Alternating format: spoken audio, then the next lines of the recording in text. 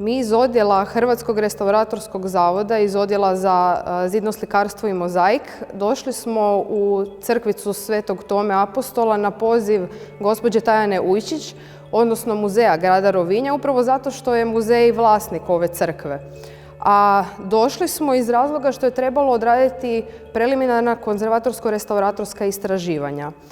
Kao prvo moram naglasiti da su ovakvi projekti vrlo interdisciplinarni, da ovdje sudjeluje puno različitih ljudi i stručnjaka, da osim vlasnika i investitora i evo sada nas, na primjer konzervatora, restauratora, tu sudjeluju i statičari, arhitekti, sudjeluju građevinari i mnogi drugi znanstvenici jer ponekad su potrebna i drugačija znanstvena istraživanja, laboratorijska, a sve to naravno je pod nadležnošću konzervatorskog odjela u Puli. Ova je crkva vrlo zanimljiva i građanima grada Rovinja, ali isto tako i posjetiteljima. Svi vrlo rado zastanu u prolazu ispod same crkve, odnosno u toj nasvođenoj ulici. Vrlo rado pogledaju i mali oltarić i sliku koja se nalazi na jednom zidu tog prolaza, iako niko ne zna niti tko je naslikao, niti kada. Ljudi znaju da u takozvanom podrumskom prostoru crkve je trenutno prodajna galerija koja ljeti radi, a sam crkveni prostor u kojem se sad nalazimo, ova crkvena dvorana sa svoje dvije pomoćne prostorije, takozvanima sjevernom i južnom sakristijom, nalazi se zapravo na vrlo neobičnom položaju, kao da je na prvom katu ili visokom prizemlju.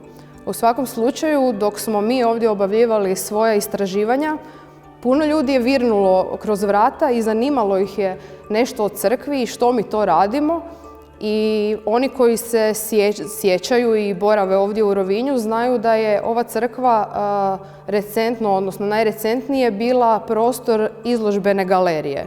Zato i jesu njezini zidovi bijeli, ali ono što vam odmah mogu reći da puno toga kriju ispod, što se i vidi na ovim sondama.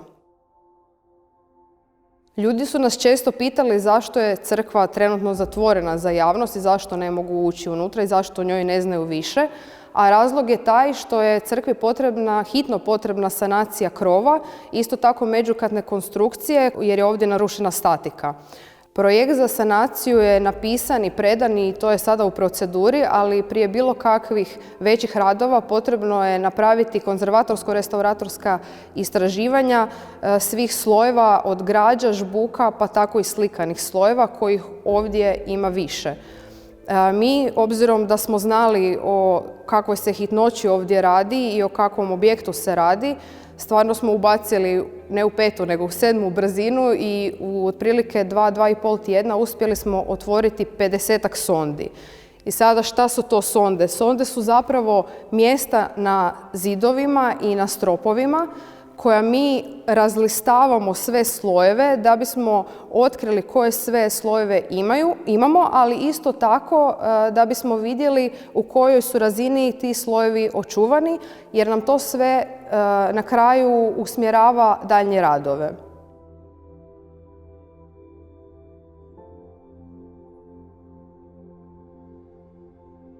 Jednom kada završimo sa istraživanjima na terenu, njih uspoređujemo sa svim saznanjima koje imamo i stavljamo te sonde i sve te slojeve u povijesni kontekst. Ono što o ovoj crkvici znamo o njezinoj povijesti jest da je vrlo specifična, da se crkva kroz povijest puno mijenjala i prošla kroz mnoge preinake, ali ono što nitko do sada nije istražio i znao gdje je izvorna crkvica zapravo bila. Naime, mi smo kroz ova istraživanja otkrili da imamo najmanje 5 različitih glavnih faza razvoja ove crkve, a prvi datira čak u 14. stoljeće. Naime, ova se crkva prvi put spominje davne 1388. godine i tada je već postojala. U njoj je osnovana bratovština Svetog Tome, ali ono što ne znamo gdje se crkvica izvorno nalazila i kako je onda njezino širenje dalje išlo. Tijekom radova mi smo otvorili sonde, a jedna od tih sondi je upravo ova ovdje. Ona se nalazi na istočnom zidu crkvene dvorane, ali ovaj se zid zapravo proteže i spušta dolje u podrumsku prostoriju. I ovdje ono što vidimo da zid izgleda kao da je nagoren i vidimo da se taj zid koji se iz donje prostorije diže ovdje samo do otprilike ove visine, do nekih, ajmo reći, 80 centimetara. Na to je nadograđeno sve ostalo. I upravo zato pretpostavljamo i dolazimo do zaključka da je to zid izvorne crkve i da je zapravo izvorna crkva bila ta podrumska prostorija. Ono što znamo dalje da je proširena tek početkom 18. stoljeća. Bratovština Svetog Tome imala potrebu za većim prostorom i zato je proširila crkvu na način da je uz staru crkvicu napravila nasip, napravili su nadvoj iznad ceste, odnosno ulice, i ovdje sad su napravili ovu crkvenu dvoranu sa jednom pomoćnom prostorijom sa južne strane.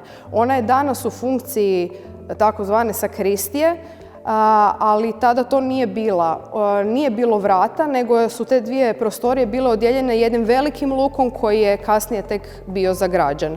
Dok je na sjevernom zidu, koji sad je zatvoren, potpuno je bijeli zazidan, bila su otvorena 3 prozora i isto tako sjeverne sakristije u tom periodu nije bilo.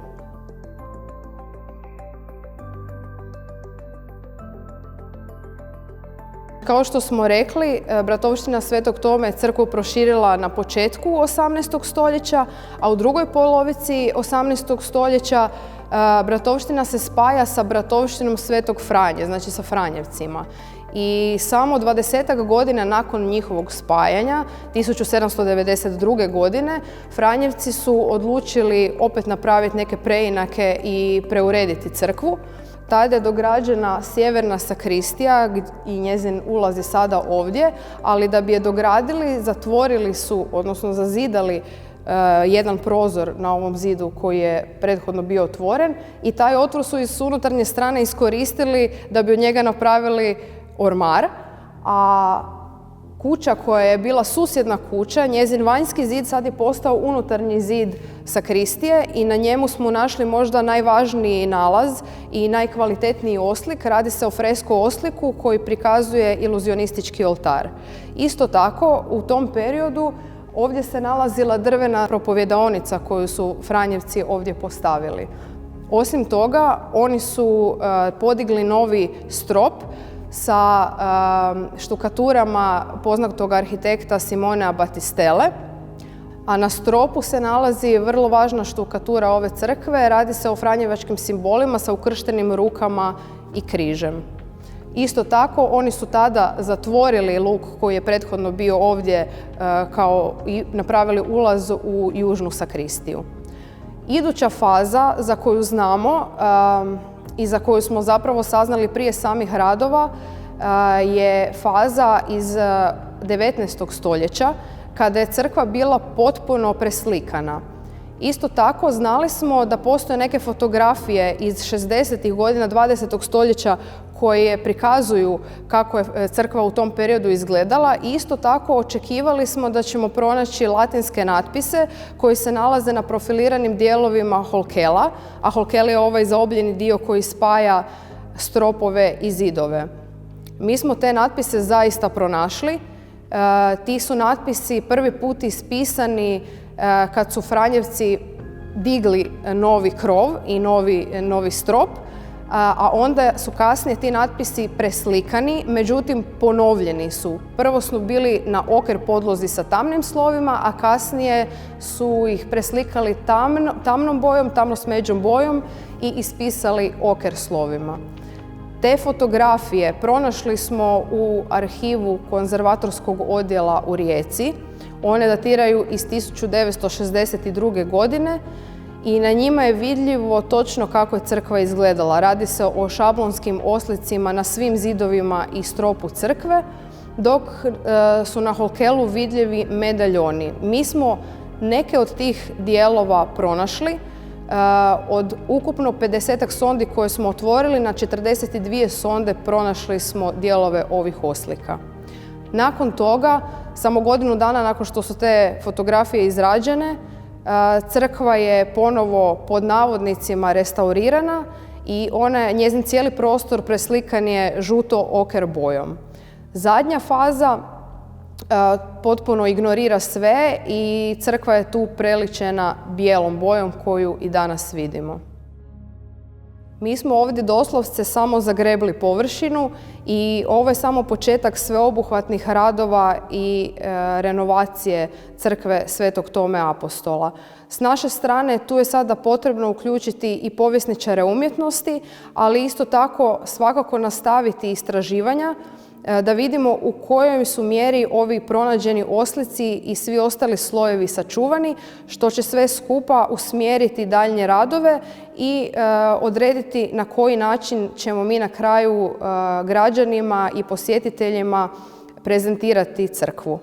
Mislim da je ova crkva zaista jedan dragulj i da je vrijedna sve pozornosti cijele struke, ali tako i građana koji ovdje žive, a ne znaju puno u njoj, jer radi se o jednoj od najstarijih građevina u samom Starom gradu i svakako čini identitet grada Rovinja.